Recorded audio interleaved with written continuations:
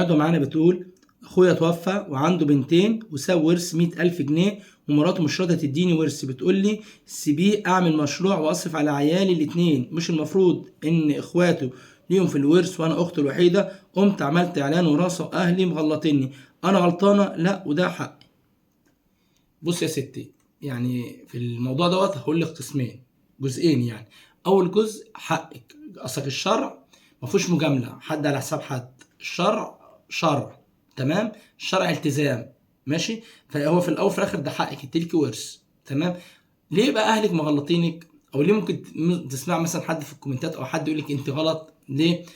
لان الظروف بتاعت يعني مرات اخوك الله يرحمه وعياله، يعني الفكره كلها تفضل منك. يعني انت انا مش هقدر اقول لك ما تعمليش كده، لا انا ما اقدرش، انه ده شرع، فانا ما اقدرش اتكلم، ما اقدرش اقول لك تعملي حاجه تخالف الشرع، فالقصه دي بابها مقفول. فانا بتكلم انسانيا، مش كصله رحم. والله انت حالك حالتك الماديه متيسره وميسره، فخلاص يعني مش 100,000 جنيه في الوقت اللي احنا فيه ده مش فلوس، يعني ما يعملوش اي حاجه.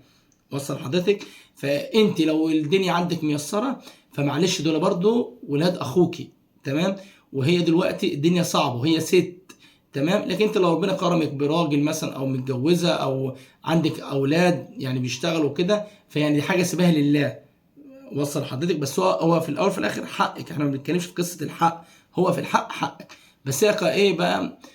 اخلاقيا منك، كصله رحم منك. ففي الاول في الاخر دوت انا ما اقدرش افرض عليك قرار ولا اي حد يفرض عليك قرار. اهلك مغلطينك من باب يعني ايه؟ من باب ان ايه؟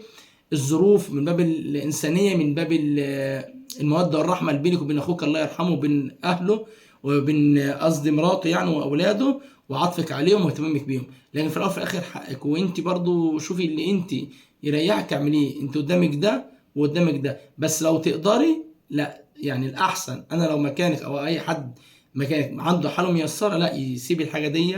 يعني كفايه بس ان هما بأيتام، يعني دي لوحدها تكفي.